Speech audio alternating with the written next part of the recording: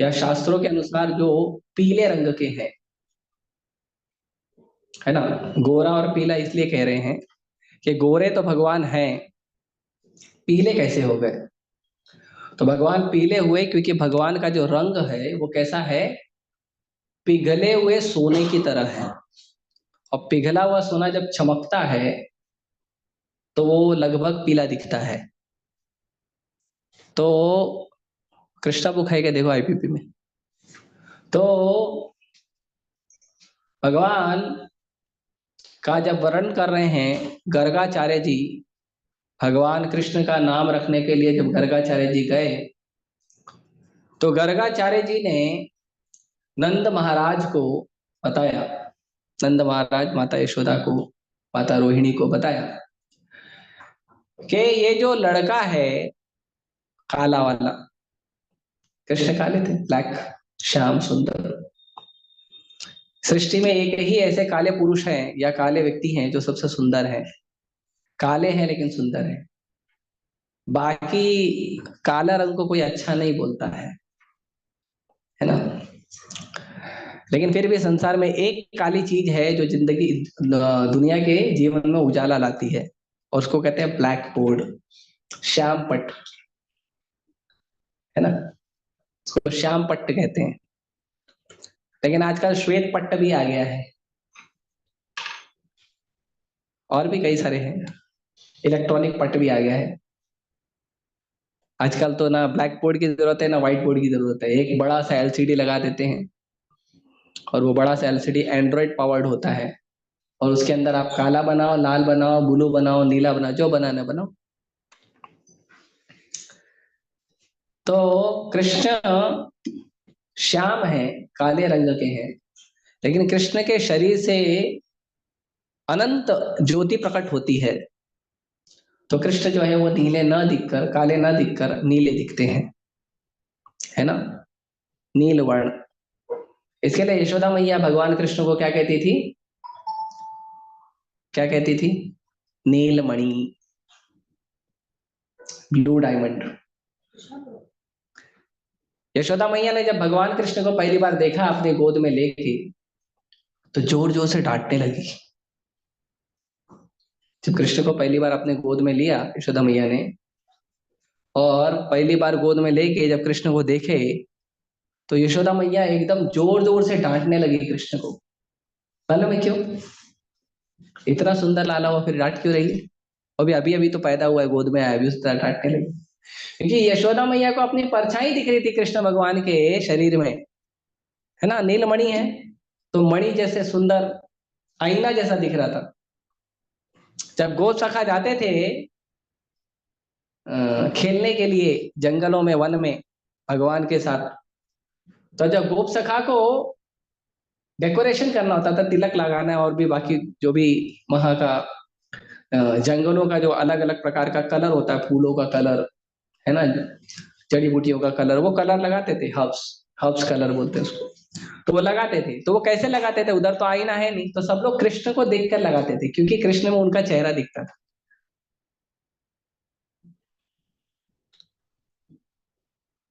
तो यशोदा मैया ने जब देखा, तो फिर यशोदा मैया ने क्या देखा कि कृष्ण को क्या है? अरे वो डर क्यों रहे? ये आएगा क्या मेरे? हाँ हाँ। ठीक है, भक्तों का प्यार है। इतना बड़ा है, बाप रे, बहुत ऊपर तक है। ठीक। तो यशोदा मैया ने जब देखा तो उन्होंने क्या देखा कि यशोदा मैया का जो रिफ्लेक्शन है, उसकी जो परछाई है, वो कृष्ण में दिख रही है। तो यशोदा मैया भयभीत हो गई, उनको लगा कोई भूत ऊत तो नहीं आ गया। अब परछाई उनकी दिख रही है, तो इसके लिए जोर से हट हट भाग इधर से हट, जोर जोर से बोलने लगी। तो कृष्ण ऐसे हैं, है ना।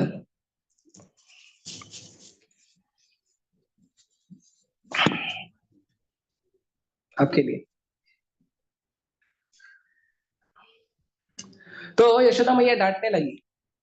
तो कृष्ण ऐसे श्याम है, तो कृष्ण को जब नामकरण करने के लिए गर्गाचार्य जी आए, और नंद महाराज यशोदा मैया वहां पे थे, तो गर्गाचार्य जी कहे कि जो लड़का है ये 4 युगों में आता है, और 4 युगों में 4 अलग कलर में आता है। अभी हम लोग का क्या कलर है, या तो गोरा या तो काला या तो सांवला, और तो कोई कलर है नहीं। ऐसा तो नहीं है कोई लाल लाल दिखता है, दिखेगा तो हमको लगेगा वो तांत्रिक होएगा। वो तांत्रिक लोग लगाते हैं कुमकुम कुमकुम लगा लेते चेहरे पे, पूरा लाल लाल दिखते हैं। और कोई तो एक मूवी में राजपाल यादव लगाया था, वो तांत्रिक लोग ऐसा लगाते हैं। देखा ना मूवी, गुड्डू ने देखा, गुड्डू को याद आ रहा है। तो लाल कलर में आते हैं, पीले कलर में आते हैं। पीला कलर तो भी किसी का हल्दी होता है तो भी पता चलता है पीले पीले कैसे दिखते हैं हम लोग, है ना। इसके लिए फोटो वोटो खींच के रख लेते लोग हल्दी का, कि हम भी पीले पीले हुए थे।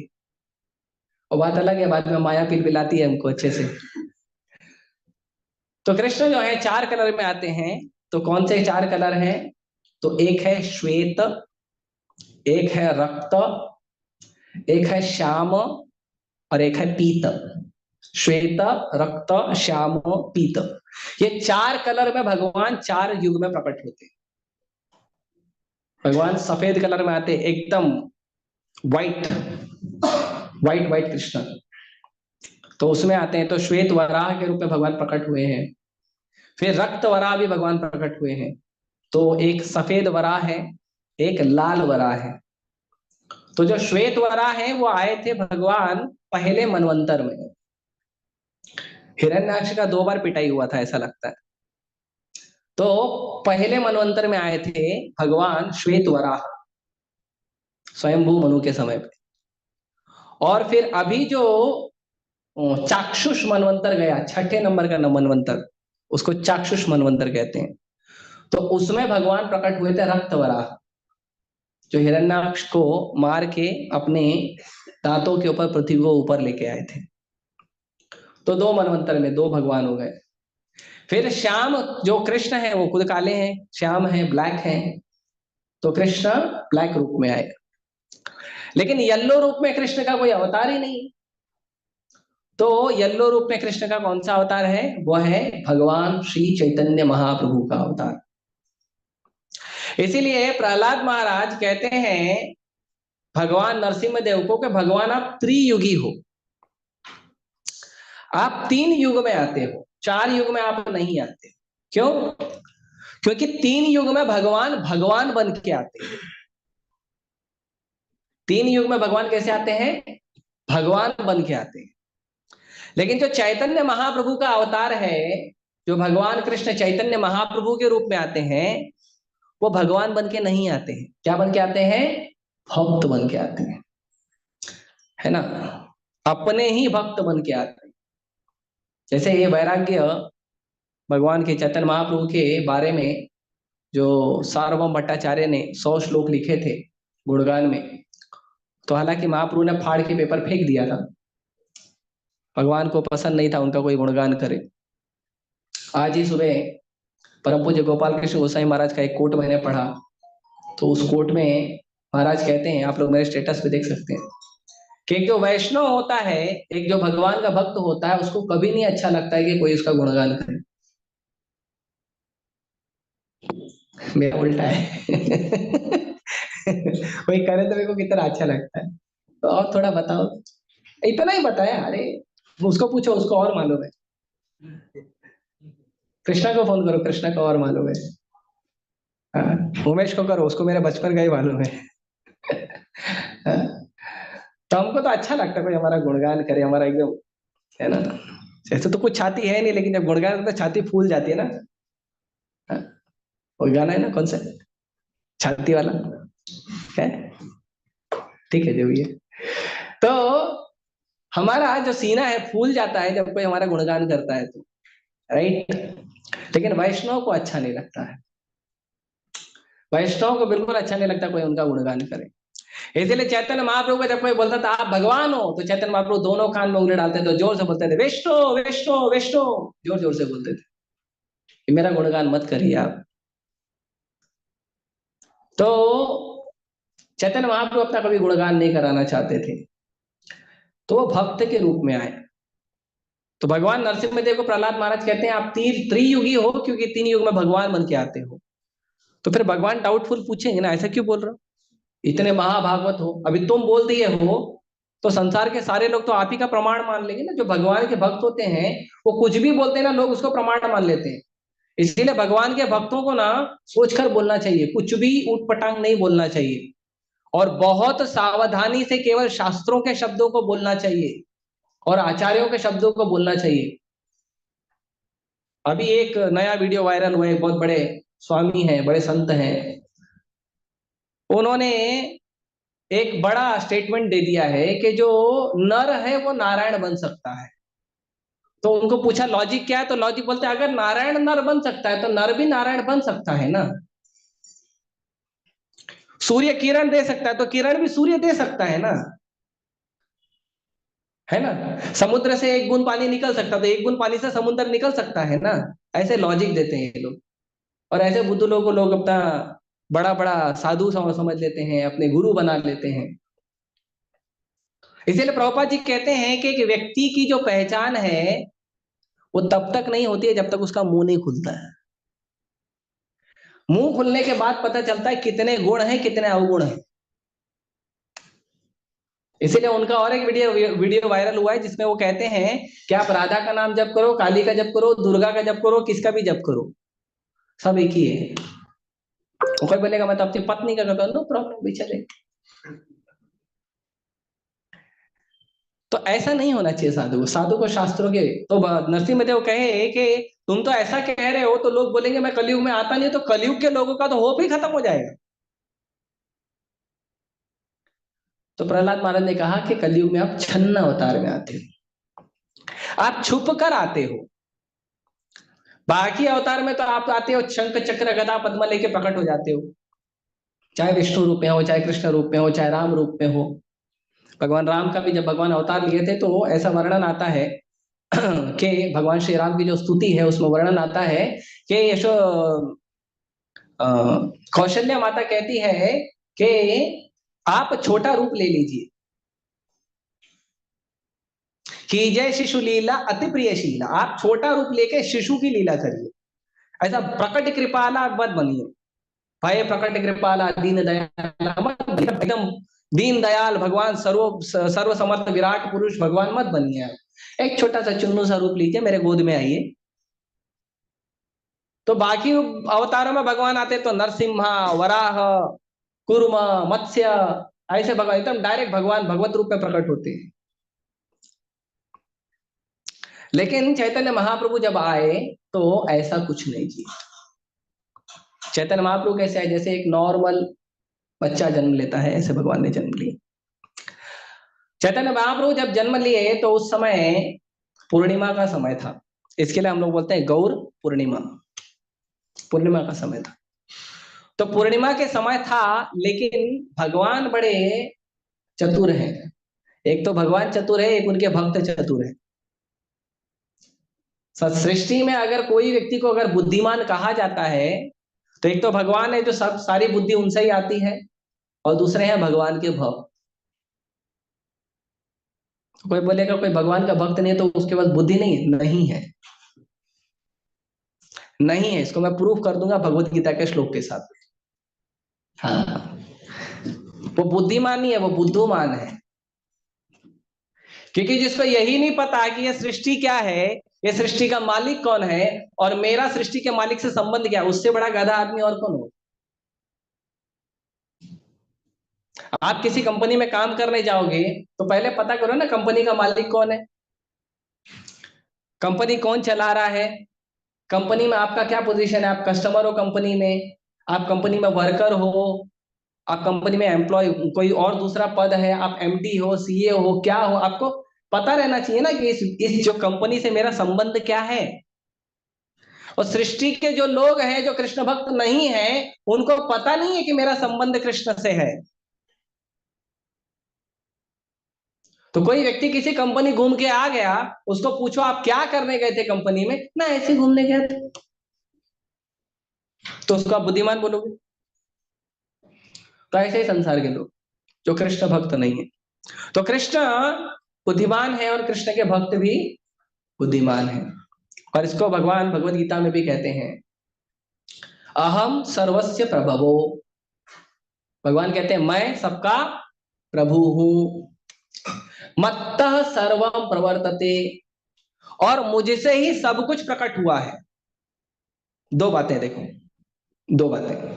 पहला, भगवान बोलते अहम सर्वस्य प्रभु, मैं सबका प्रभु हूं, सबके स्वामी कृष्ण,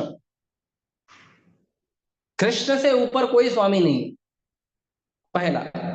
दूसरा, भगवान बोलते मत्ता सर्वम प्रवर्तते, सृष्टि जगत में जो भी दिख रहा है, नहीं दिख रहा है, जो आपकी समझ में आ रहा है, जो आपकी समझ में नहीं आ रहा है, जो आपकी समझ में आ सकता है, जो आपकी समझ में कभी भी नहीं आ सकता है, सब कुछ कृष्ण से ही प्रकट हुआ है, चाहे भौतिक हो चाहे आध्यात्मिक हो। दो चीज, क्या? पहला, कृष्ण परम भगवान है, कृष्ण सबके प्रभु है। दूसरा, सब कुछ कृष्ण से ही प्रकट हुआ है। तो ये दो चीज को जो व्यक्ति स्वीकार करता है हृदय से, और फिर तीसरा काम कृष्ण बताते हैं, इति मत्वा भजन्ते माम, ऐसा इन दो बातों को स्वीकार करके जो मेरा भजन करता है, जो मेरा भक्ति करता है, दो चीज स्वीकार करना है और तीसरा आपको काम करना है, भक्ति करना है। पहला अहम सर्वस्य प्रभो, दूसरा मत्ता सर्वम प्रवर्तते, तीसरा इति मत्वा भजन्ते माम, ऐसा इन दो बातों को स्वीकार करके जो मेरा भक्ति करता है। ऐसे तो कई सारे लोग हैं, जन्माष्टमी में आते भगवान कृष्ण को प्रणाम करते हैं, लेकिन वो भगवान को परम भगवान नहीं स्वीकार करते सारे के सारे लोग। वो क्यों? क्योंकि नंद के आनंद भयो जय कन्हैया लाल की, हाथी घोड़ा पाल की जय कन्हैया लाल की, है ना? तो इसके लिए वो लोग मनाते हैं। तो ठीक है, कृष्ण का बर्थडे तो वो भी मना लेंगे, शिव जी का बर्थडे वो भी मना लेते हैं, हनुमान जी का बर्थडे भी मना लेते हैं। तो ऐसे वो बर्थडे मनाते हैं बेचारे लोग। अभी क्या, बर्थडे का कल्चर चलता है ना, किसी के घर पे आप आओ, बोलो मेरे घर में थोड़ी मदद करने आ जाओ, नहीं आएगा। बर्थडे बोलो तो तुरंत आ जाएंगे। और आज का बर्थडे बर्थडे आजकल का बर्थडे मनाने का कल्चर तो इतना खराब है कि मैं निवेदन करूंगा, किसी का जन्मदिन हो तो घर पर मत जाइए, इतना खराब है। स्पेशली अगर जनरल सोसाइटी में तो जा सकते हो तो जाइए, जो जो बॉयज सोसाइटी है ना, बॉयज हॉस्टल वगैरह, उसमें तो बिल्कुल नहीं जाना चाहिए। हाँ, ऐसा ऐसा खतरनाक जन्मदिन मनाते, बाप रे। वो आप किसी और दिन बताएंगे। अरे अलग लीला है, तीन चार बच्चों का लीला मैंने सुना, फिर मैं डर गया। कोई मुझे बोलता है प्रभु जी मेरे बर्थडे में है, तो बिल्कुल नहीं आना है। इतना डर गया हूं मैं वो लीला सुन सुन के। हो किसी दिन बताइए। तो भगवान जो है, भगवान कहते हैं इति मत्वा भजन्ते माम, जो ये भजन करता है वो क्या होता है? बुधा भाव समन्विता, वही व्यक्ति बुद्धिमान है। जो कृष्ण का भक्ति करता है वही बुद्धिमान है, जो कृष्ण का भजन करता है वही बुद्धिमान है, जो नहीं करता वो बुद्धिमान नहीं है। और ऐसे लोगों का बात नहीं सुनना चाहिए, ऐसे लोगों की बात को मन में नहीं डालना चाहिए, ऐसे लोगों के फैशन को नहीं स्वीकार करना चाहिए। कई बार भक्त लोग तिलक लगाते हैं, कंठी पहनते हैं, कुछ लोग हैं बोलते हैं ये तिलक मत लगाया करो, अच्छी बात नहीं है, कंठी मत पहना करो, अच्छी बात है, क्या इतना भगत बन के घूमते? अब तुम मत घूमो, हमको घूमने दो भाई। हाँ, कई लोग हैं इस पे स्पाइकी बाल नहीं बना के घूमते। हम बोलेगा तुमको घर में आके मुर्गे के बाल क्यों बनाए? बोला क्या? नहीं ना। कोई अलग अलग कलर का बाल बना लेते हैं, हम थोड़ी तुमको बोले तुम अपने सिर के ऊपर क्या बोलते हैं अलग अलग कलर की घास क्यों उगाए हो, ऐसे बोलते हैं क्या? नहीं, तुम अपने घर में जो करो करो, हमको जो करना है करने दो ना भाई। हाँ, तो क्यों उनका बात नहीं सुने? क्योंकि बुद्धिमान है ही नहीं। ऐसा व्यक्ति जो बुद्धिमान नहीं है उसका क्यों बात सुनते हैं? नहीं सुनना चाहिए ऐसे लोग। और अगर सुनना है नाम मात्र के लिए, उसका सम्मान करने के लिए, तो उस समय सुन लीजिए, पर पालन मत कीजिए, क्योंकि बुद्धिमान नहीं है। कोई व्यक्ति बुद्धू है, आपको जबरदस्ती कुछ बोल रहा है और आप उससे छोटे हो, आप उसके दबाव में हो, आप उसके संबंध में हो, ठीक है सुन लो।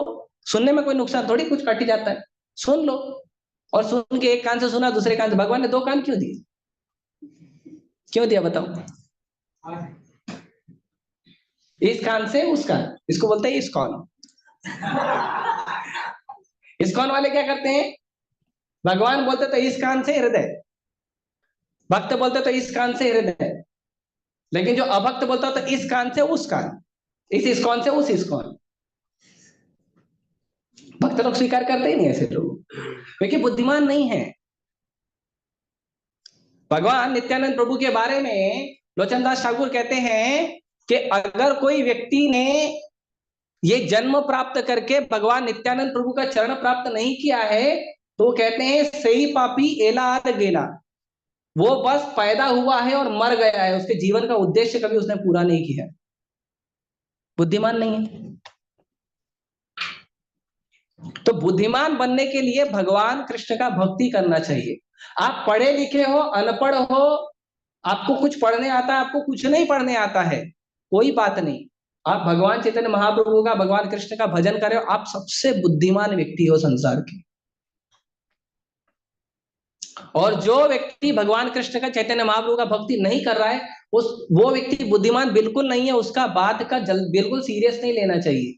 उनको बोलो आप अपने संसार में खुश रहिए, हम अपने संसार में खुश रहेंगे, हमको नहीं आपके संसार में खुश रहना है। नाम मात्र के लिए थोड़ा सुन लेना चाहिए, लेकिन पालन नहीं करना चाहिए। तो ये चीज समझना चाहिए। तो प्रहलाद महाराज के वर्णन से और गर्गाचार्य जी के वर्णन से यह प्रकट होता है कि भगवान चैतन्य महाप्रभु के रूप में प्रकट होंगे। तो कलयुग में भगवान प्रकट हुए, नदिया नाम का जगह है, पश्चिम बंगाल में नदिया नाम का जगह है, नदिया नाम के जगह पे भगवान प्रकट हुए। वहां पे अभी गौड़ीय मठ का मंदिर है। तो गौड़ीय मठ के मंदिर में भगवान चैतन्य महाप्रभु जो अ, भगवान का जो जन्म स्थान है, वहां पे गौड़ीय मठ बनाया गया है। तो वहां पे आप भगवान चैतन्य महाप्रभु का जो जन्म स्थान का दर्शन आप करने जा सकते हैं। तो भगवान चैतन्य महाप्रभु वहां प्रकट हुए थे। तो भगवान का जन्म का नाम जो है वो है निमाई, निमाई। और भगवान बहुत स्कॉलर थे, इसके लिए भगवान का नाम पड़ा निमाई पंडित। पंडित का मतलब होता है स्कॉलर। अगर कभी आपको कोई व्यक्ति बोलता है बड़ा पंडित बन के घूमता है, तो उसको क्या बोलने का? Thank you. क्या बोलने का? अरे मेरे को स्कॉलर समझता है भाई। कोई आपको स्कॉलर समझता हो तो आप क्या बोलोगे? धन्यवाद बोलोगे ना। आप कोई व्यक्ति कॉलेज में बड़ा अच्छा पढ़ाई कर रहा है, फर्स्ट रैंक सेकंड रैंक लेके आ रहा है, तो उसको क्या कॉलेज के बाकी लोग जो प्रोफेसर लोग क्या बोलते हैं? ए भाई ये देखो तो ये तो क्लास का स्कॉलर है। तो वो क्या बोलता है? Thank you. तो आपको कभी कोई बोला बड़ा पंडित बन के घूम रहा, बड़ा पंडिताइन बन के घूम रहे, तो क्या बोलने का? थैंक यू, धन्यवाद। और खुश होकर प्रसाद खिला देने का उसको, तू भी पंडित बन जा, हमारा आशीर्वाद है, तू भी पंडित बन, है ना। खुश होगा तो बन जाएगा, नहीं खुश होगा तो आपको कभी डिस्टर्ब नहीं करेगा। बड़ा आसान है। तो चैतन्य महाप्रभु को निमाई पंडित कहते थे बचपन में। तो भगवान जब प्रकट हुए तो भगवान बड़े चतुर हैं। भगवान ने क्या किया कि भगवान प्रकट हुए पूर्णिमा के समय, लेकिन उस पूर्णिमा के समय जब चंद्र पूर्ण होता है तो उस समय ग्रहण लगता है, चंद्रमा को ग्रहण लगता है। अक्सर देखा गया है पूर्णिमा के समय ही उसको ग्रहण लगता है। तो उस समय पूर्णिमा का दिन था और चंद्रमा को ग्रहण लग गया। तो ये जनरल एटिकेट है समाज में कि जब चंद्र ग्रहण होता है, सूर्य ग्रहण होता है, तो उस समय भगवान कृष्ण का नाम जप करना चाहिए। हरे कृष्णा कृष्णा कृष्णा हरे हरे, हरे राम राम राम हरे हरे। जब ग्रहण का समय होता है ना, उस समय ये कांड वो कांड कर्म कांड नहीं करना चाहिए। ठीक है, सॉरी ठीक है, तो ये सब नहीं करना चाहिए। उस समय एक ही कार्य करना चाहिए, भगवान का नाम जप करना चाहिए, ग्रंथों का अध्ययन करना चाहिए, उस समय कीर्तन करना चाहिए, यही काम करना चाहिए, दूसरा कुछ काम नहीं करना चाहिए। तो ये चीज ध्यान रखना चाहिए। तो जब भगवान प्रकट हुए तो ग्रहण लग गया, तो जितने भी गांव के लोग थे वो क्या किए, सारे के सारे लोग, अभी उस समय सारे के सारे लोग जो है वो क्या किए, नदिया में सब लोग एकत्र हो गए, एक समूह बना लिए, और वो लोग क्या किए, भगवान का नाम जप करने लगे। लोग जोर जोर से बोलते थे हरी हरी, बोलिए हरी हरी। लोग जोर से बोलते थे कृष्णा कृष्णा, ऐसे लोग जोर जोर से बोलते थे हरी हरी कृष्णा कृष्णा, ऐसे जोर जोर से लोग बोलते थे। तो जो हिंदू है, जो आस्तिकवादी हैं, वो तो बोलेंगे। अब जो नास्तिक है, या उस समय जो मुसलमान भी थे, तो वो तो नहीं बोलेंगे। लेकिन पता नहीं भगवान ने उनके हृदय में कैसा परिवर्तन कर दिया था कि वो लोगों को इस समय मूड आ गया कि ये लोग जो हरि हरि कृष्णा कृष्णा बोलते हैं ना, हम इनको चिढ़ाएंगे। तो कैसे चिढ़ाएंगे? तो भी बोलते थे हरि हरि कृष्णा कृष्णा। तो जब भगवान प्रकट हुए तो पूरा ब्रह्मांड जो है हरि हरि और कृष्णा कृष्णा बोलता था। तो भगवान का मूवमेंट ही यही है। हाँ? चैतन्य महाप्रभु जब प्रकट हुए तो चैतन्य महाप्रभु के बारे में वर्णन आता है, संकीर्तनैक पितरो कमलाय ताक्षो। भगवान चैतन्य महाप्रभु कौन है? ये जो हरे कृष्ण महामंत्र है ना, ये हरे कृष्ण महामंत्र इस्कॉन का मंत्र नहीं है। इस्कॉन वाले का मंत्र हरे कृष्ण महामंत्र। ऐसे तो हम बोलते हैं हरे कृष्ण मंदिर, हरे कृष्ण धाम। तो हम इसलिए बोलते हैं क्योंकि हम सब कुछ हरे कृष्ण से जोड़ते हैं। हरे मतलब राधा रानी, कृष्ण मतलब भगवान कृष्ण, तो इसीलिए हरे कृष्ण बोलते हैं। तो जो हरे कृष्ण महामंत्र है उसके पिता या उसको धरती पर लाने वाले स्वयं भगवान कृष्ण हैं। और भगवान कृष्ण जब चैतन्य महाप्रभु के रूप में प्रकट हुए तो भगवान लेकर आए हैं धरती पे। तो संकीर्तन का पितरो कमलाय ताक्षो, भगवान चैतन्य महाप्रभु क्या है? ये संकीर्तन के पिता हैं, फादर हैं। तो उनका तो मुख्य उद्देश्य ही था क्या? कि संसार में हरे कृष्ण महामंत्र का प्रचार करना। चैतन्य महाप्रभु ने हरे कृष्ण महामंत्र का प्रचार क्यों किया? भगवान कृष्ण ने क्यों नहीं किया? क्योंकि चैतन्य महाप्रभु धरती पे आए क्या देने के लिए? कृष्ण प्रेम। संसार का जो सर्वोत्तम धन है वो देने आए हैं। ऐसे तो बहुत लोग को अलग अलग लोग चीजों से प्रेम होता है, लेकिन जो भगवत प्रेम है वो स्वयं भगवान देने आए। लेकिन भगवान के पास तो अपना प्रेम है ही नहीं। अभी किसी भी आदमी के पास खुद का प्रेम थोड़ी होता है। उसका प्रेम जो है उसको जो प्रेम करता है उसके पास होता है। तो भगवान अपना प्रेम कैसे देंगे? तो भगवान जब प्रकट हुए धरती पे तो श्रीमती राधा रानी जो है, जो भगवान की सर्वोत्तम भक्त हैं, श्रीमती राधा रानी को हरि प्रिय कहते हैं। श्रीमती राधा रानी क्या है? भगवान कृष्ण की सबसे प्रिय भक्त है। जनरली हम देखते हैं जो भगवान का भक्त होता है ना, वो पूरे दुनिया में टैग लगा के घूमता है। आपको पता है मैं भक्त हूँ, इतने साल का भक्त हूँ, मैं लाल भक्त हूँ, मैं पीला भक्त हूँ, मैं गृहस्थ भक्त हूँ, गृहस्थ में भी 20 साल का भक्त हूँ, है ना, टैग लेके घूमते हैं। श्रीमती राधा रानी जो भगवान की सबसे निकटतम और सबसे प्रिय भक्त है, वो क्या करती हैं कि जब भगवान कृष्ण का कोई अच्छे से सीरियसली भक्ति करता है तो श्रीमती राधा रानी भगवान कृष्ण को बोलती हैं कि कृष्णा, ये जो भक्त है ना ये मेरे से भी अच्छा भक्ति करता है, इसको कृपा करो। हम लोग का क्या है? प्रसाद बटरा पहले खुद लाइन लगाते हैं। श्रीमती राधा रानी भगवान कृष्ण के भोग के लिए कुकिंग करती हैं, लेकिन प्रसाद पूरे सृष्टि को बांटती है। तो जो भक्तों का भाव है वो है कृपा बांटने का। भक्तों का भाव है कृष्ण बांटने का। कृष्ण और कृष्ण की कृपा जो है कृष्ण के पास नहीं है, कृष्ण के भक्तों के पास है। तो जब कृष्ण ने देखा कि ये जो काम है ये केवल मेरे भक्त करते हैं, और कृष्ण ने क्या देखा? कृष्ण ने देखा कि मेरे भक्त मेरे से भी ज्यादा खुश रहते हैं। कृष्ण भगवद गीता में बोलते हैं, भोक्ता राम ये तत्साम सर्वलोक महेश्वरम। मैं पूरे संसार का भोक्ता हूं, मैं पूरे संसार का महेश्वर हूं, लेकिन फिर भी कृष्ण को वो आनंद नहीं मिलता है जो आनंद कृष्ण का भक्त बनने में मिलता है। कृष्ण देखते हैं कि राधा रानी कृष्ण को देखकर कृष्ण की सेवा करके ज्यादा प्रसन्न हो रही है।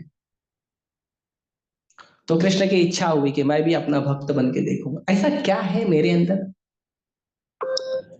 तो वो पता करने के लिए कृष्ण क्या किए? वो चैतन्य महाप्रभु का रूप लेके आ गए।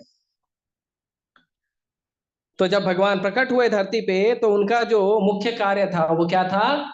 संकीर्तन का प्रचार करना। तो चैतन्य महाप्रभु को निमाई पंडित कहते हैं क्योंकि वो कहाँ प्रकट हुए? नीम के पेड़ के नीचे।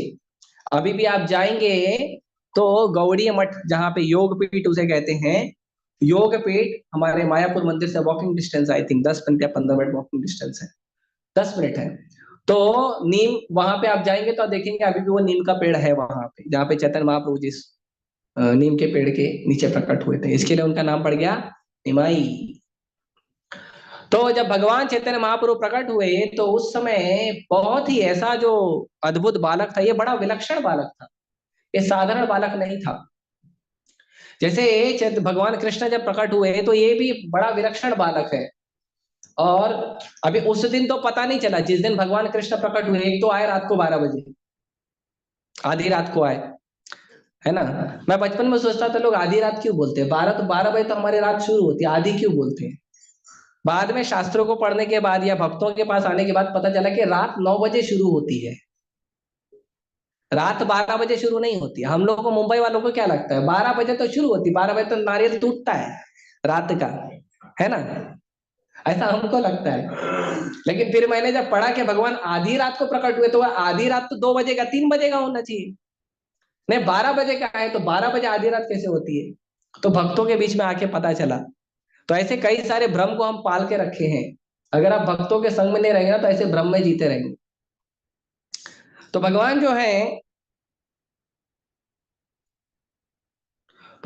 है वो प्रकट हुए रात को 12 बजे। तो रात को 12 बजे भगवान प्रकट हुए, तो दूसरे दिन नंद महाराज को पता चला कि उनके घर में नीलमणि प्रकट हुआ है। तो नंद महाराज ने बहुत बड़ा उत्सव का किया, उसको कहते हैं नंदोत्सव, नंद महाराज का उत्सव। नंद महाराज का उत्सव किया, और उसमें बहुत ही विशेष उन्होंने उत्सव किया।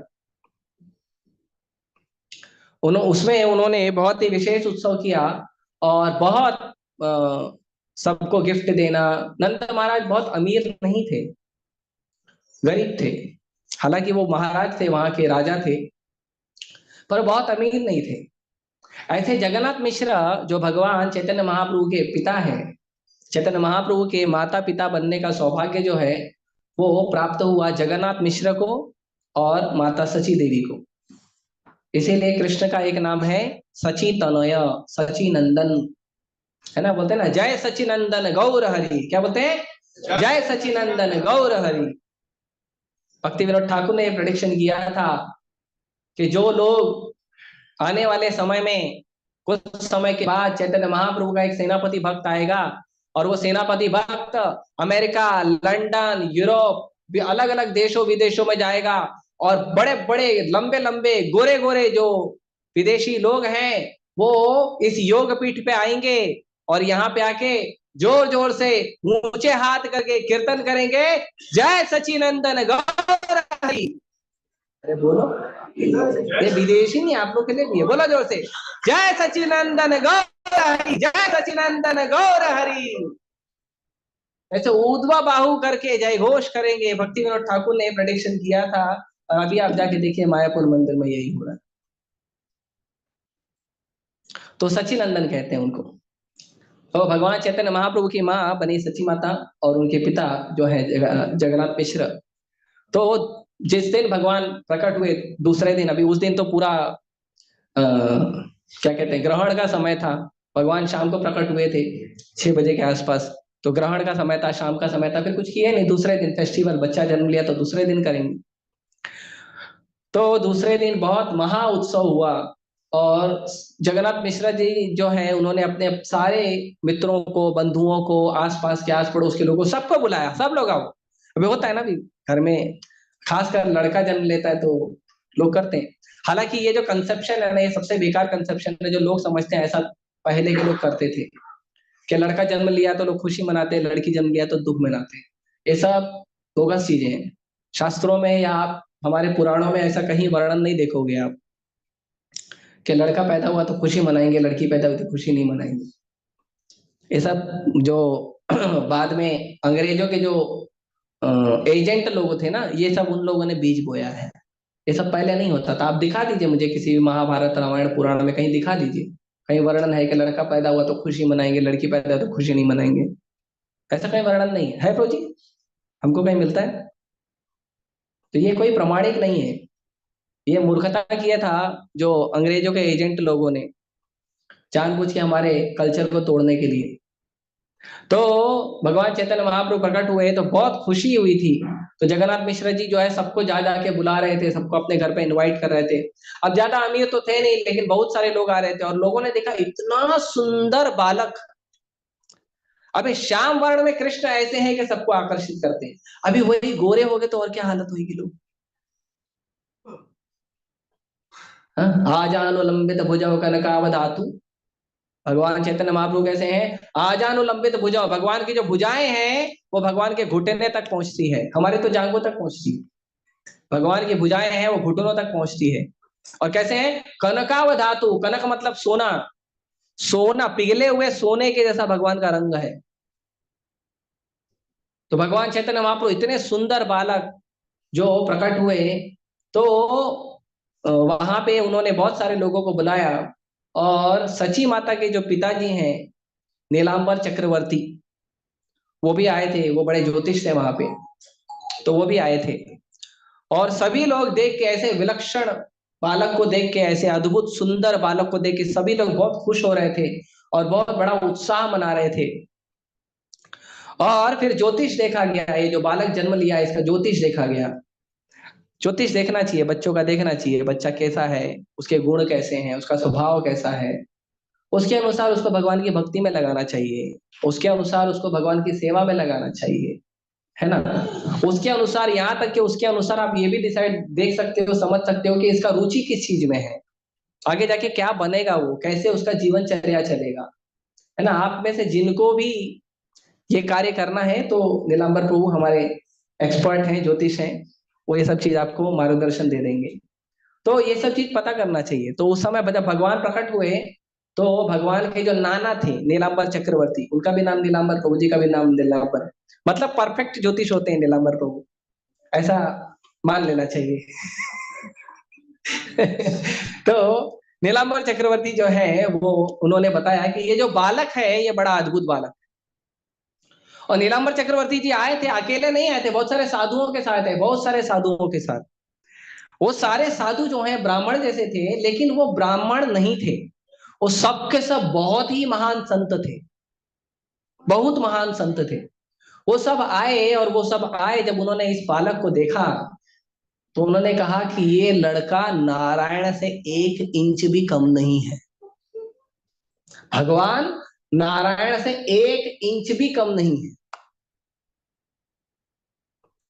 और ये लड़का पूरे विश्व का पालन करने की क्षमता रखता है।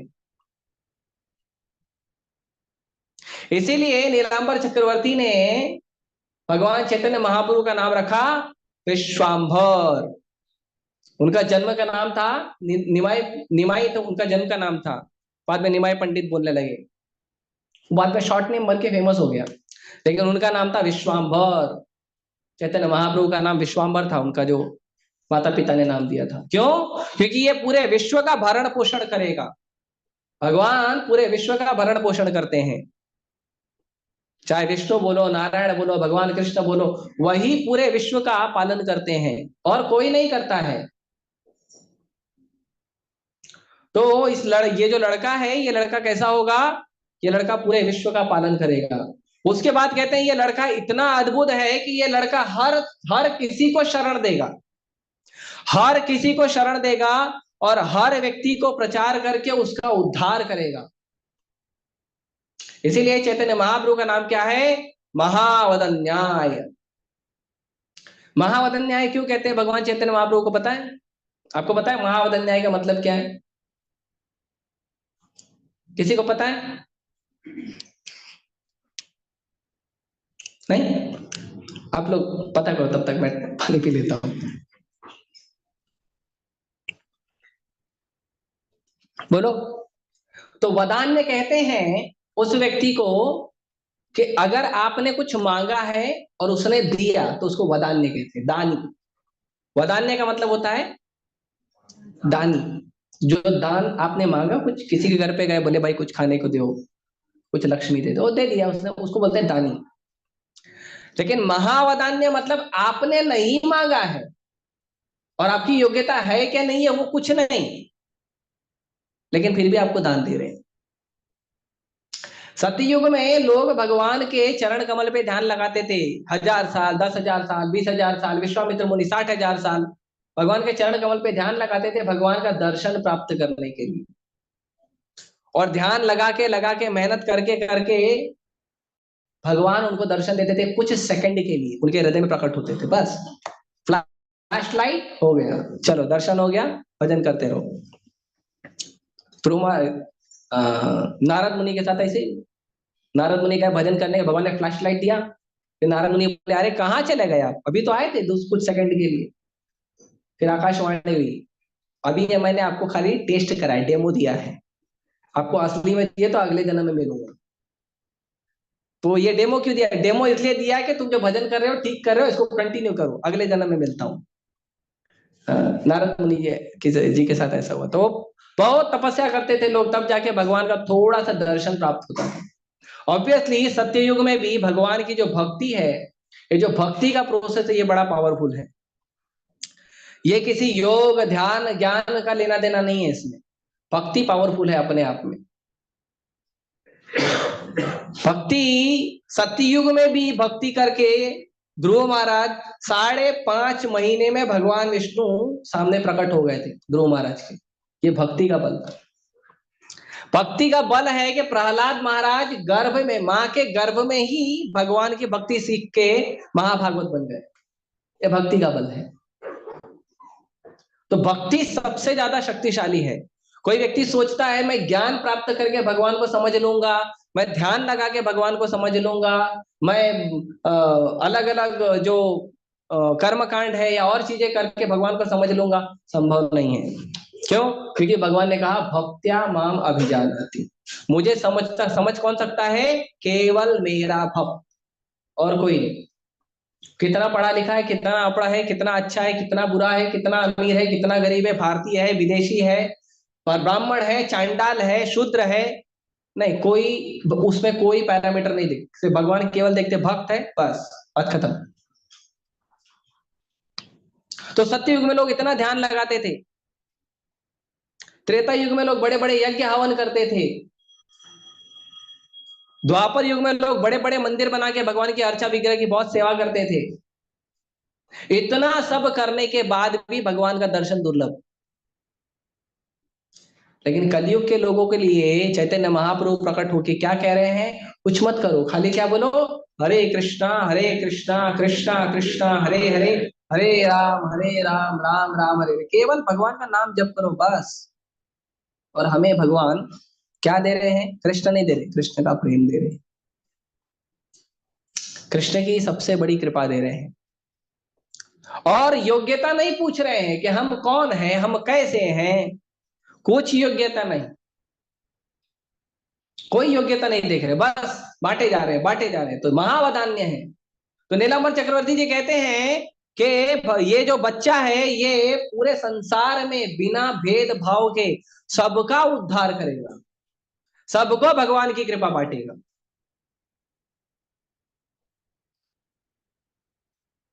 उसके बाद और वर्णन करते हैं कि ये जो बालक है, ये बालक आगे जाके एक बहुत अच्छा स्कॉलर भी बनेगा। निमाई पंडित, निमाई पंडित तो जो थे वो बहुत स्कॉलर भी थे। उनका एक छोटा सा उदाहरण मैं बताता हूँ कि चैतन्य महाप्रभु जो है, वो निमाई पंडित के रूप में, उनका खुद का स्कूल था, उनका खुद का स्कूल चलाते थे। तो वो खुद का स्कूल चलाते थे। आई थिंक उनकी उम्र तब 7 साल की थी। चैतन्य महाप्रभु की उम्र 7 साल की थी, वो स्कूल के प्रिंसिपल थे। हमारे यहाँ तो बच्चा ही नहीं सीखता है, उसको एबीसीडी का सिखाने को कितना टाइम लग जाता है। बच्चों को 3 साल से पंपिंग करना पड़ता है, इंजेक्शन देना पड़ता है, तब जाके थोड़ा सीखता है। और क्या सीखता है? कृष्ण सीखता है, राम सीखता है, गौरांग सीखता है, नहीं क्या सीखता है? ट्विंकल ट्विंकल लिटिल स्टार, ये सीखता है। इतना मेहनत किया, सीखा क्या? Twinkle twinkle. इसके लिए हमारा लाइफ भी ट्विंकल ट्विंकल हो गया है, कभी खुशी कभी गम। हाँ। लेकिन चैतन्य महाप्रभु 7 साल की उम्र में वो प्रिंसिपल भी थे, वही प्रोफेसर भी थे, और उनके बहुत सारे स्टूडेंट थे। तो चैतन्य महाप्रभु क्लास लेते तो एक व्यक्ति था जो कश्मीर से आया था, बहुत प्रकांड पंडित था, और वो दिग्विजय था। दिग्विजय मतलब जो दिशाएं होती हैं उनको दिग कहते हैं। तो सारे दिशाओं को उसने जीत लिया था। वो क्या करता था, जहां भी जाता था लोगों को बोलता था कि या तो आप मेरे से शास्त्रार्थ करो, या तो आप मान लो, हार मान लो कि आप जो हो वो मेरे जितना शास्त्र, मेरे जितना ज्ञान नहीं है। वो हार मान के एक पत्र लिख के दे दो। तो दो में से एक काम करो, या तो शास्त्रार्थ करो या तो जब वो नडिया में आए, बंगाल में आए, तो सारे के सारे जो वहां के ब्राह्मण पंडित लोग थे, अभी प्रतिष्ठा की बात होती है ना, कोई व्यक्ति आपका आके आपके गांव में पूरे गांव का इंसल्ट करके चला है तो अच्छा नहीं है ना। तो सब सोचने लगे कि इस व्यक्ति को क्या किया जाए, हराए कैसे। तो सबने मिलकर सोचा, देखो हमारे गांव में ना निमाई है, निमाई पंडित, ये तो पूरा स्कॉलर बन के घूमता और जिस जो मिलता था उसको डिफीट करते थे। निमाई पंडित जो मिलता था डिफीट करते थे। तो बोले ये जो लड़का है ना, ये लड़के को हम आगे कर देते हैं, इसमें जीत में भी हमारी जीत है, हार में भी हमारी जीत है। क्यों? कि देखो अगर ये लड़का जीत गया तो हम क्या बोलेंगे, तो हमारे गांव का लड़का जीत गया, तुम हार गए, भागो इधर से। और लड़का हार गया तो हम बोलेंगे, अरे बच्चे से जीत के क्या तुमको मिला है। और बच्चे को हरा के तुम कौन सा दिग्विजय, भागो इधर से, बच्चे से लड़ाई करता है, दिमाग नहीं है। तो ऐसा बोल देंगे, है ना। तो दोनों में जीत जाएंगे बंगाल के लोग। तो वो दिग्विजय आया तो उसको बोले, देखो तुमको सबसे विद्वान व्यक्ति चाहिए ना, हमारे गांव में निमाई पंडित है, नदिया में जाओ, नदिया में निमाई पंडित है, उसका खुद का स्कूल चलता है, वो खुद का स्कूल चलाता है गंगा किनारे, वहां पे आप जाइए, वहां पे शास्त्रार्थ करिए, आप उसको हरा दिए, हम पूरा गांव जो है हार मान ले। तो चला, वैसे अहंकार में भरे रहते हैं जो ज्ञानी, थोड़ा थोड़ा बहुत ज्ञान आ जाता है, थोड़ा कुछ श्लोक याद कर लेते हैं तो पूरे संसार में सीधा चौड़ा करके घूमते हैं। प्रभुपाद जी कहते हैं, अगर आपको भगवद गीता का एक श्लोक अच्छे से समझ में आ गया ना, तो आप भगवत धाम चले जाओगे। उसको कहते हैं ज्ञान। कितने लोग को आया श्लोक? तो बहुत सारे लोग को याद है, कुछ नहीं याद तो यदा यदा धर्म से तो याद ही है सबको, है ना। कितने लोग गए भगवत धाम? तो उनको बोले जाओ, अब ये आ गए निमाई पंडित के पास। निमाई पंडित के पास आए तो निमाई पंडित को इन्होंने कहा कि मैंने सुना है इस क्षेत्र में आप ही सबसे जो बुद्धिमान हैं, पंडित हैं, स्कॉलर हैं, तो मैंने सुना है, तो मैं आपसे शास्त्रार्थ करने आया हूँ। अब भगवान इतने महान हैं, लेकिन भगवान हमेशा अपनी नम्रता प्रकट करते हैं। हमें भगवान से ये गुण सीखना चाहिए। भगवान राम जब राम सेतु बना रहे थे तो उस समय समुद्र से जाके रिक्वेस्ट कर रहे थे। और कैसा रिक्वेस्ट किया पता है? ऐसा नहीं 2-3 बार उसको रिक्वेस्ट किए और फिर नहीं माना तो भगवान ने बाण निकाल लिया, नहीं। 3 दिन बैठ के वहां तपस्या किए थे धनुष कोड़ी पे। 3 दिन, 3 दिन बैठ के तपस्या की कि समुद्र देवता बाहर आएंगे, मैं उनको रिक्वेस्ट करूंगा कि अपना थोड़ा सा जल हटा ले, ताकि मेरे को क्या करना है, मेरे को पुल बनाना है, मेरी पत्नी से मिलने जाना है। अभी इमरजेंसी है, माता सीता का पता लग गया, सब हो गया, इमरजेंसी है, लेकिन फिर भी देवता का सम्मान कर रहे हैं। अनंत ब्रह्मांड के मालिक है भगवान राम, वो अपने शरीर से ना जाने कितने समुद्र के देवता, ना जाने कितनी सीता प्रकट कर सकते, लेकिन नम्रता देखिए कि वो क्या कर रहे हैं। वो जाके समुद्र के सामने, तो कोई बोलेगा तो भगवान राम में पावर थोड़ी था, वो तो इंसान थे, तो इमीडिएटली पावर भी दिखाया उन्होंने। भगवान राम जब वो 3 दिन हो गया समुद्र नहीं माना, तो भगवान ने सिर्फ क्रोध से समुद्र को देखा, पूरा समुद्र उबलने लगा। ये पावर था भगवान राम। पहले दिन भी कर सकते थे, पहले मिनट में भी कर सकते थे, लेकिन इतनी शक्ति होने के बावजूद भगवान राम क्या कर रहे थे? प्रेम से रिक्वेस्ट कर रहे थे कि ये देवता को मैंने इतना बड़ा पद दिया है तो उसका सम्मान करना चाहिए। भगवान से बड़ा नहीं है समुद्र, जब आया तो भगवान के चरण में लोटपोट करने लगा। भगवान से बड़ा नहीं है, भगवान से छोटा है, लेकिन भगवान सम्मान दे रहे हैं। ऐसा नहीं कि भगवान मनुष्य के रूप में आए तो भगवान मनुष्य हो गए, कंडीशन हो गए, नहीं, फिर भी वो राम है। सिर्फ आंख से देख रहे तो समुद्र उबलने लगा, लेकिन नम्रता ऐसी है। अभी कुछ दिन पहले मैं कृष्ण भगवान का जो दशम स्कंद पढ़ रहा था, तो उसमें भी एक अद्भुत चीज देखी कि जब सांदीपनि मुनि ने भेजा कि जाओ मेरे मरे हुए बच्चे को वापस लेके आओ, तो भगवान कृष्ण गए समुद्र के पास। तो समुद्र के पास गए तो वहां पे समुद्र देवता को जाके वो भी बैठ के वहां पे रिक्वेस्ट कर रहे हैं, कृष्ण बलराम दोनों। कृष्ण कौन है? अनंत ब्रह्मांड के मालिक। बलराम कौन है? अनंत ब्रह्मांड धारण करने वाले शेषनाग। लेकिन इतने भगवान इतने ऊंचे पद पे होने के बावजूद वहां पे समुद्र के पास जाके नम्रता से बैठ के रिक्वेस्ट कर रहे हैं। वो तो समुद्र जल्दी आ गया बाहर, मतलब फिर से उबल क्रोध से देखेंगे तो मैं उबलने लगा, तो जल्दी आ गया बाहर वो होता है ना, कभी पास्ट एक्सपीरियंस होता है ना। एक कहावत है, दूध का जला छाछ भी फूक फूक के पीता है। समुद्र का एक्सपीरियंस था, राम अवतार में थोड़ा देख लिए थे गुस्से से, तो अभी भी देख ले गुस्से में आ जाएंगे तो अच्छा नहीं है। और भगवान कृष्ण रहे तो टेंशन नहीं है, भगवान कृष्ण थोड़े मान जाते हैं चीजों को। बलराम जी को टॉलरेट नहीं होता है कि भगवान का सेवा नहीं हो रहा है ना, तो बलराम जी क्रोधित हो जाते हैं। यहाँ तक कि इसके लिए लक्ष्मण जी बोले कि जो समुंदर ये लोग है ना, ये छोटे छोटे जो देवी देवता है, ऐसे नहीं मानने वाले, निकालो बाण। भगवान लक्ष्मण बोले तब भगवान निकाले बाण। तो फिर वहां पे भी भगवान बैठ के रिक्वेस्ट कर रहे हैं, और समुंदर जब बाहर आया, समुंदर ने बताया कि यहाँ पे पांचजन्य नाम का एक राक्षस रहता है शंख के रूप में, वो शंख के अंदर ही रहता है, आप उसको जाइए उसको मारिए, वही आपके गुरु का बेटा ले गया है। तो ये बहुत महत्वपूर्ण है कि हमारे अंदर यदि प्रतिभा है, यदि शक्ति है, यदि कुछ है, तो उसको क्या करना चाहिए, उसको प्राप्त होने का नम्र बनना चाहिए। अहंकार में घूमना नहीं चाहिए, मैं इंजीनियर हूं, मैं डॉक्टर हूं, मैं लॉयर हूं, मैं अकाउंटेंट हूं, मैं बड़ा प्रॉपर्टी का मालिक हूं, मैं एक देश खरीद के बैठा हूं। नहीं, वो सब क्या है, आपका भगवान एक नस बंद करेंगे ना तो फिर देख लेंगे फिर क्या पावर है, दिखते हैं देखेंगे, अच्छे अच्छे पावर ढीले हो जाते हैं। तो अहंकार नहीं होना चाहिए। तो चैतन्य महाप्रभु जो है वो भगवान है, लेकिन वो भक्ति के रूप में आए हैं, और वो लोगों को आके प्रेम से भक्ति सिखा रहे हैं।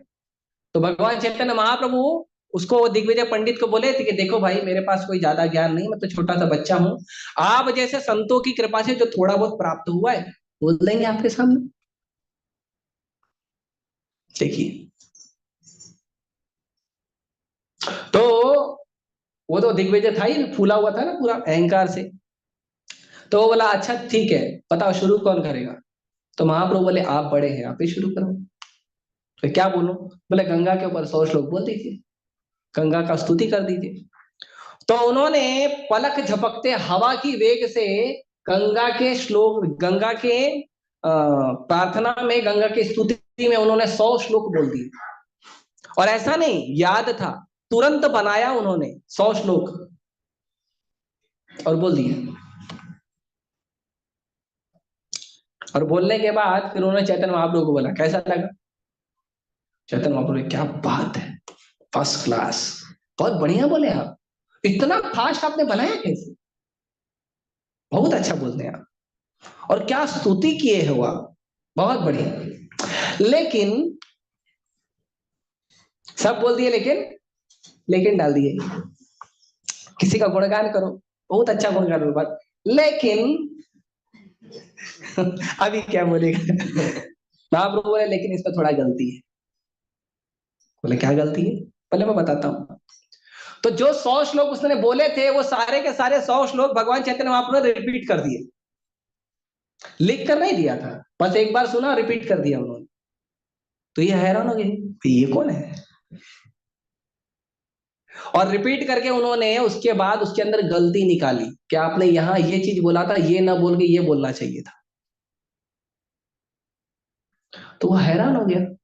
अभी कोई इतना बड़ा स्कॉलर आदमी है, उसका कोई छोटा सा चुन्नू सा बच्चा गलती निकाल दे, शर्मिंदगी होगी ना, दुखी हो गया।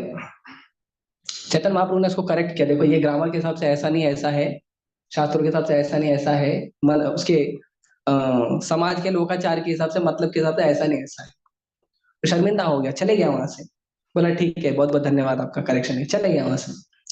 जाने के बाद वो रात को साधना कर रहा था, तो उसके ऊपर माता सरस्वती का कृपा था। सरस्वती उनके जीभ पे रहती थी, जो आया था कश्मीर से, इसके लिए वो सबको हराते फिरता था। तो रात को उसने साधना किया, माता सरस्वती प्रकट हुई। माता सरस्वती बोली क्या हुआ बोलो।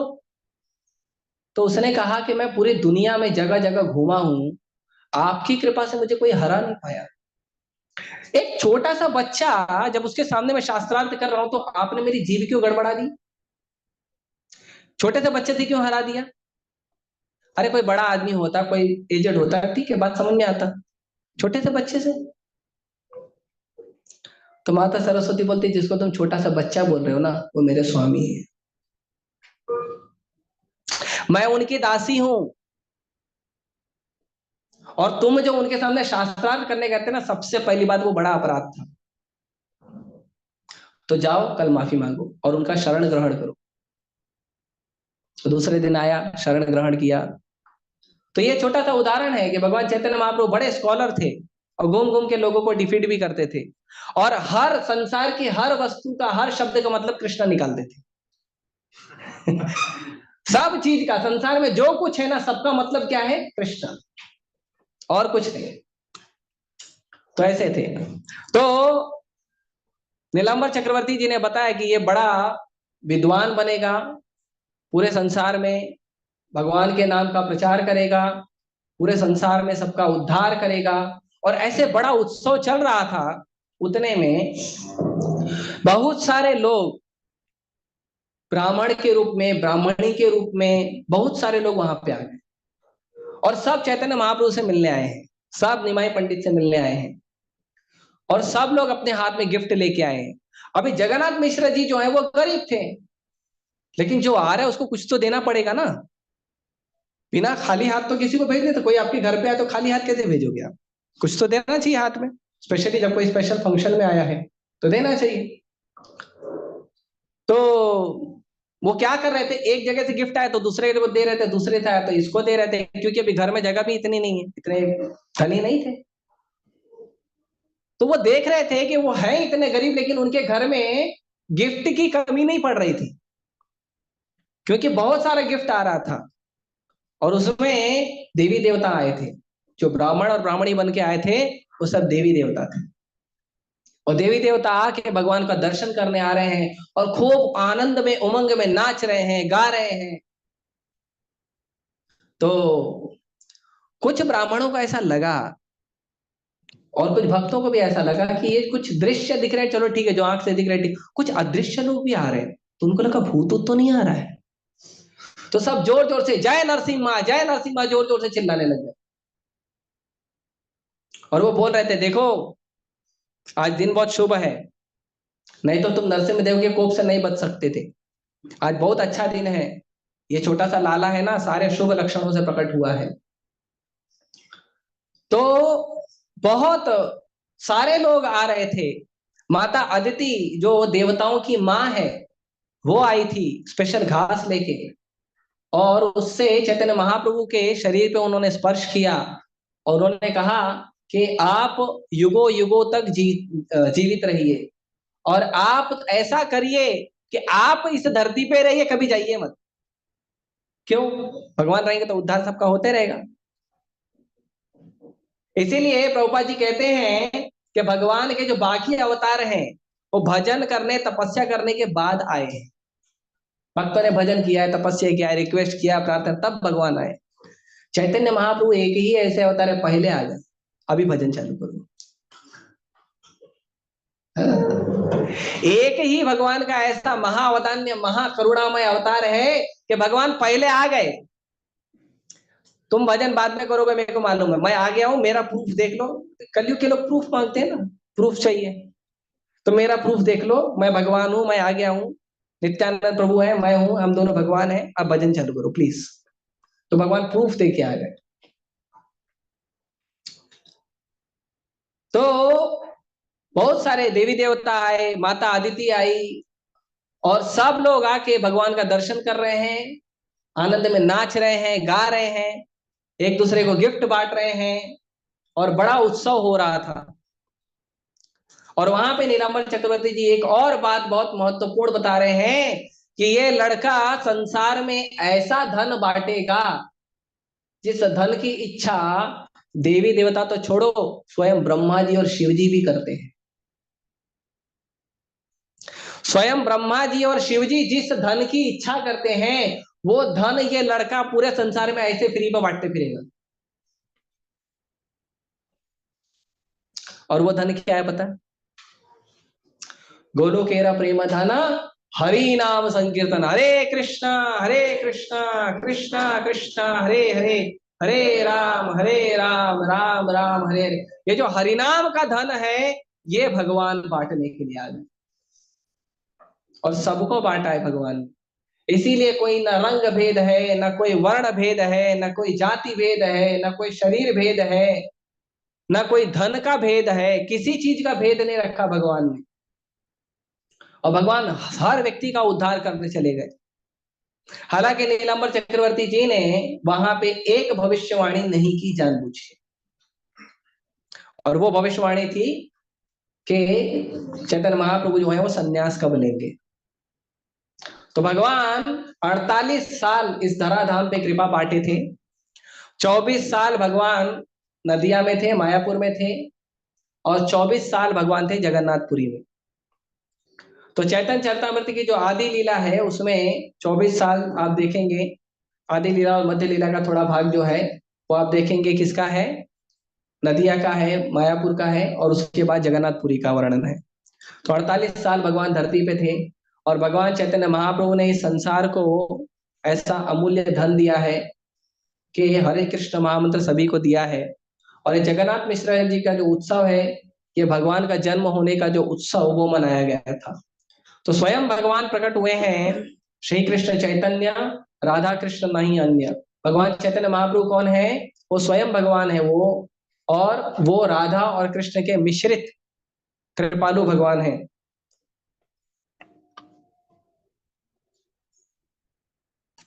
और सबको कृपा करने वाले भगवान है। जैसे राधा रानी भगवान के साथ क्यों आई, तो जैसे प्रभु जी उस दिन बता रहे थे, तो उसमें मैं सोचा उस दिन जोड़ दूं, लेकिन लेट बहुत हो रहा था, तो मैं आज थोड़ा बता देता हूँ कि राधा रानी भगवान के शरीर में क्यों आ गई, है ना। ऐसे तो आस्वादन करने के लिए राधा रानी की आवश्यकता है, भक्ति का आस्वादन करने के लिए भक्तों की आवश्यकता है, जैसे प्रभु जी बताए थे। तो जब भगवान श्री राम ने खर और दूषण का वध किया था, खर और दूषण 14,000 राक्षस, तो जब भगवान श्री राम ने वध किया था तो अभी अकेले भगवान राम ने किया था। लक्ष्मण को बोले थे सीता को अंदर ले जाओ, लक्ष्मण जी नहीं थे, अकेले भगवान राम थे। खर दूषण का वध किया, तो इतना भयंकर वध किया था भगवान राम ने कि भगवान राम पूरे रेड हो गए थे। जो नीलमणि है वो लालमणि हो गए थे। सीता मैया जब अंदर से आई देखी तो बड़ी दुखी हो गई, ऐसे कितना मारकाट करते हो आप, क्यों मारते हो इन लोगों को। तो भगवान बोले मैं क्षत्रिय हूं, मेरा काम है मारना, मैं नहीं मारूंगा कौन मारेगा। और ये मैं ऐसे थोड़ी कि उनके घर में जाके मारा, वो आए थे मेरे घर में, वो खुद ही लड़ने आया तो मैं क्या करूं। हालांकि भगवान को देख के उनका मूड चेंज हो गया था, लेकिन भगवान का मूड लड़ाई का था। खरदूषण आके बोले आप दोनों इतने सुंदर हो, मैं आप दोनों को लंका के म्यूजियम में ले जाके रखूंगा और रोज दर्शन करने आऊंगा। सोचो राक्षसों का, असुरों का यह भाव था भगवान राम और लक्ष्मण को देख के। हमारा भी ये भाव होना चाहिए। हमारे राधा राजबेरी मंदिर में है सीताराम लक्ष्मण हनुमान, रोज देखने आइए, इतने सुंदर हैं भगवान। हमारे सीताराम लक्ष्मण हनुमान जो हमारे राधा राजबीर ऑल्टर में है ना, वो इतने सुंदर हैं कि मैंने देखा हूं पूरे दुनिया में कहीं भी कोई राम कथा होती है ना, तो यही सीताराम लक्ष्मण हनुमान का फोटो लगता है हर जगह। देख लीजिए आप, कहीं पे कोई कथा होती है, आप जितने भजन यूट्यूब पे है ना सारे भजन डाउनलोड करके देख लीजिए, उसमें जो फोटो घूमते रहता है ना भगवान राम का विग्रह का, यही विग्रह मिलेंगे, इतने सुंदर है। प्रयास करिए बार बार आने का, दर्शन करने का। असुरों को भगवान इतने सुंदर लगे तो हमको क्यों नहीं लगने चाहिए। भगवान बड़े चतुर थे, भगवान को तो लड़ाई का मूड था। तो भगवान बोले तुम जैसे कुत्तों का शिकार करने के लिए मैं यहाँ पे खड़ा हूं, आओ लड़ाई करो। अभी राक्षस लोग को तो कुछ बुरा बोलते तो गुस्सा आ जाता है ना, तो आए लड़ाई के, भगवान मारे उनको बढ़िया एकदम। लेकिन सीता जो है वो माँ है, माँ के लिए तो खराब बेटा हो या अच्छा बेटा हो, दोनों तो बेटा ही होते हैं। माँ तो किसी को त्यागती नहीं है, राक्षस है असुर है लेकिन वो तो जगत माता है। तो सीता बोली अच्छी बात नहीं है, आज के बाद मेरे सामने किसी का आप वध नहीं करो। भगवान ने प्रॉब्लम हो गई, अभी लंका विजय करना है, क्या करें। तो इसके लिए भगवान सीता मैया को बोले घर पे जाके, वापस कुटिया में जाके बोले आप अग्नि लोक में चले जाइए, क्योंकि आप रहोगी, मेरे को तो धर्म का पालन करना है, मैं तो ये धर्म को पूरा करने आया हूं। तो मैं तो धर्म का पालन करूंगा, लेकिन तुम बोलोगे मारो नहीं, तो तुम्हारे सामने मार नहीं सकते। तो एक काम करो, बेटर आप थोड़ा चले जाओ अग्नि लोक में, और जो वेदवती है जिसके कारण रावण का विनाश होने वाला है उसको बुला दो। तो इसीलिए सारे राक्षसों का संहार करने के बाद सीता मैया को अग्नि परीक्षा के द्वारा बाहर बुलाया गया अग्नि लोक से। तो सीता मैया ने बोली थी मेरे सामने मारना नहीं। तो सीता मैया बोली देखो, आप है ना अस्त्र शस्त्र लेके घूमते हो, अच्छी बात नहीं है, अगले अवतार में कोई अस्त्र शस्त्र लेकर नहीं आओ। भगवान बोले ओके नो प्रॉब्लम, पति की बात माननी पड़ती है। तो नहीं है, तो कृष्ण रूप में है तो कोई अस्त्र नहीं, कोई शस्त्र नहीं, लेकिन असुर आ रहे तो भगवान मारे जा रहे, मारे जा रहे, मारे जा रहे। तो राधा रानी बोली ये क्या ड्रामा है, तुमको पिछले अवतार में समझाया था ना, मारकाट मत करो। तो भगवान बोले तुम तो बोली कोई अस्त्र मत लेके आओ, तो मैं कोई अस्त्र शस्त्र लेके आया ही नहीं। तो राधा रानी बोली नहीं, तुम ऐसे नहीं मानोगे, तुम किसी को मारोगे ही नहीं, किसी का वध नहीं करोगे, ये प्रॉमिस करो। तो भगवान बोले ठीक है ओके नो प्रॉब्लम, किसी का वध नहीं करेंगे। लेकिन राधा रानी को भरोसा नहीं भगवान पे। अब पिता होता है ना, माँ कितना भी समझा मत मारना मत मारना, एक एक लगा ही देते, चला किधर से। अब पिता लोग तो ऐसे होते हैं। अभी जिन्होंने खाया उनको याद आता होगा। मैंने तो खाया है, मेरी माँ मना करते रहती तो भी एक लगाए थे, चल भाग इधर से। एक बार मेरा बड़े भाई को मार रहे थे पिताजी, दादी पीछे आ गई, तो मेरे पिताजी इतने जोर से मारे, दादी को भी लगा, बड़े भाई को भी लगा, उसके बाद दादी को भी बीच में नहीं आई। ये पुरुषों का स्वभाव होता है ना, ये कितना भी समझा तो अभी एक रख देते हैं, आवेश में आ जाते हैं। तो राधा रानी बोले ने भरोसा नहीं तुम्हारे ऊपर, कितना मना करोगे तो भी एक तो मार ही दोगे आप। तो राधा रानी बोले मैं तुम्हारे शरीर में आ जाऊंगी, I will control your body. तो हरे कृष्ण महामंत्र के द्वारा उनका जो स्वभाव है आसुरी स्वभाव वो खत्म करेंगे, असुरों को खत्म नहीं करेंगे। इसलिए चैतन्य महाप्रभु के रूप में भगवान आए राधा रानी का रंग लेकर, राधा रानी का भाव लेकर, राधा रानी स्वयं आई कि किसी का वध ना हो। तो भगवान इतने महान दयालु भगवान ने रूप लिया है, और उनका बहुत सुंदर जो है जन्म उत्सव जगन्नाथ मिश्र जी का उत्सव मनाया गया। तो हालांकि हमारे मंदिर में आज मनाया गया था जगन्नाथ मिश्र जी का उत्सव, और मंदिर के जितने भी रहवासी भक्त हैं सभी को बड़ा ग्रैंड फीस्ट है ना, बहुत अच्छा पकवान का प्रसाद सभी को मिला था, तो हम लोग ने पाया था। तो मैं शेयर कर रहा हूँ बात को, आपको पाना है तो अगले साल आ जाना। क्योंकि अभी जगन्नाथ मिश्र उत्सव तो अगले साल आएगा, है ना, या अपने घर में बना के खा लीजिए, कोई बात नहीं। तो ये बहुत विशेष उत्सव है, तो हमको इस उत्सव पे थोड़ा सा मैंने सोचा आपको वर्णन कर दिया जाए। तो भगवान चैतन्य महाप्रभु जो हैं वो आए, और भगवान चैतन्य महाप्रभु ऐसे महावदान्य भगवान हैं, ऐसे दयालु भगवान है, ऐसा प्रचार करते हैं कि जो भक्त है जो अभक्त है वो तो छोड़ो, जो कट्टर नास्तिक भी है ना वो भी भगवान का भजन करता है। लेकिन उसके लिए चाहिए हमें प्रयास करना चाहिए कि हम प्रचारक बनकर न घूमे, हम मैसेज पहुंचाने वाला बन के घूमे। हमको हमेशा सोचना चाहिए कि मैं जो प्रचार करने जा रहा हूं वो चैतन्य महाप्रभु की प्रभुपाद जी की कृपा देने जा रहा हूँ लोग। ये नहीं सोचना चाहिए कि मैं जा रहा हूँ गीता लेक्चर देने, मैं जा रहा हूँ भागवतम में लेक्चर देने, चैतन्य चरितामृत पे लेक्चर देने, मैं जा रहा हूँ बड़ा सेमिनार करने कॉलेज में, वो अहंकार बढ़ाएगा। लेकिन अगर हम ये भाव रखेंगे कि मैं जा रहा हूँ राधा रास बिहारी चैतन्य महाप्रभु सीता लक्ष्मण हनुमान का मैं कृपा देने जा रहा हूँ लोगों को, किसी तरह से भगवान के चरणों में वो लोग आए, ऐसा मैं प्रयास करने जा रहा हूँ, तो हमारा प्रचार जरूर सफल हो। क्योंकि उस समय हम करता नहीं रहते, उस समय हम क्या करते हैं, हम भगवान को सेंटर में रखते हैं कि भगवान आपकी कृपा से होगा, मैं तो खाली कृपा बांटने जा रहा हूँ। उस समय हम भाव रखना चाहिए कि प्रभुपाद जी की कृपा बांटने जा रहा हूँ। तो कोई व्यक्ति बोलेगा आपने इतना प्रचार किया, तो आप इमीडिएटली बोल सकते हो प्रचार मैंने नहीं किया प्रभुपाद जी ने किया है। जैसे प्रभुपाद जी को जब लोग बोलते थे कि आपने इतना अच्छा सुंदर प्रचार किया है, तो प्रभुपाद जी क्या बोलते थे बता, ये सब भगवान कृष्ण और मेरे गुरु की कृपा से हुआ है, मैंने कुछ नहीं किया है। और अगर आपको लगता है मैंने कुछ किया है, तो ये आप सब जो अमेरिकन यूरोपियन भक्त आए हैं ना, कि आपके सहयोग से कुछ हुआ है। मेरा केवल एक ही योगदान है कि भगवान के आदेश को, भगवान के निर्देश को आप तक पहुंचाने में मैंने चेंजेस नहीं किया, अपने मर्जी से उसके अंदर काट छाट नहीं किया भगवान के संदेश में। बस यही मेरा एक गुण है, बाकी प्रचार मैंने नहीं किया है। इतने बड़े वर्ल्ड के प्रचारक प्रभुपाद जी, लेकिन उन्होंने मना कर दिया। तो हमको भी यही भाव रखना चाहिए, और चैतन्य महाप्रभु यही भाव रखते थे। नित्यानंद प्रभु जो स्वयं आदि गुरु भगवान है, वो तो दांत में घास का टुकड़ा रखकर एक पशु के सामने, पशु की तरह लोगों को प्रणाम करते थे और बोलते थे एक बार गौर हरि बोलो, एक बार कृष्ण बोलो। तो वो इसी यही हमको भाव रखना चाहिए और यही प्रचार करना चाहिए।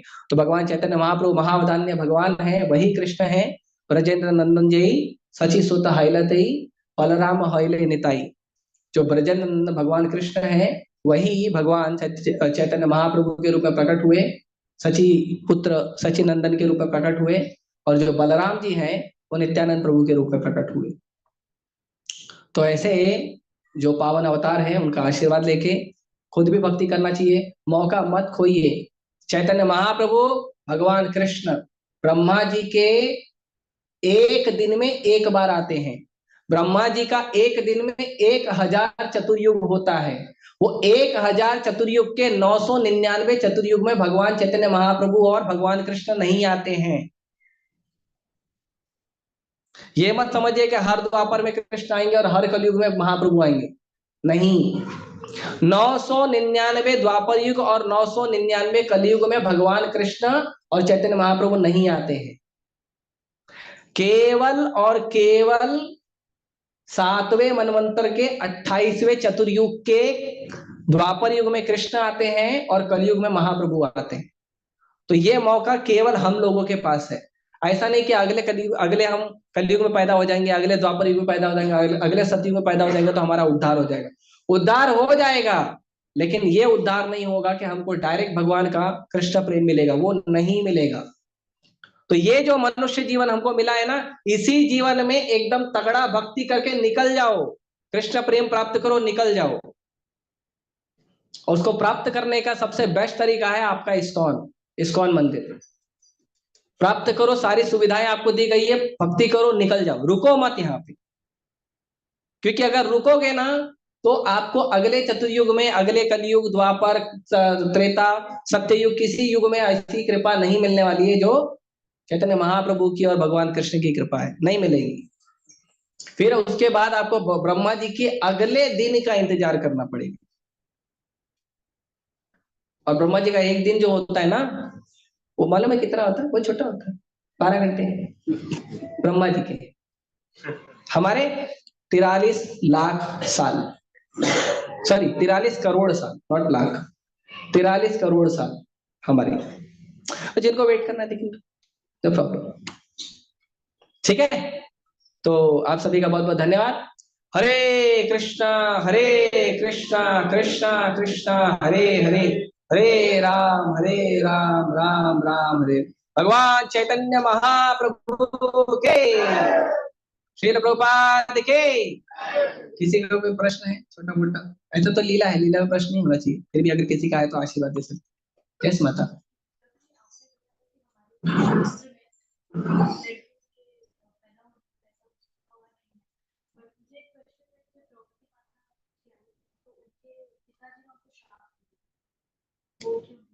पता नहीं ऐसा कहीं है वर्णन?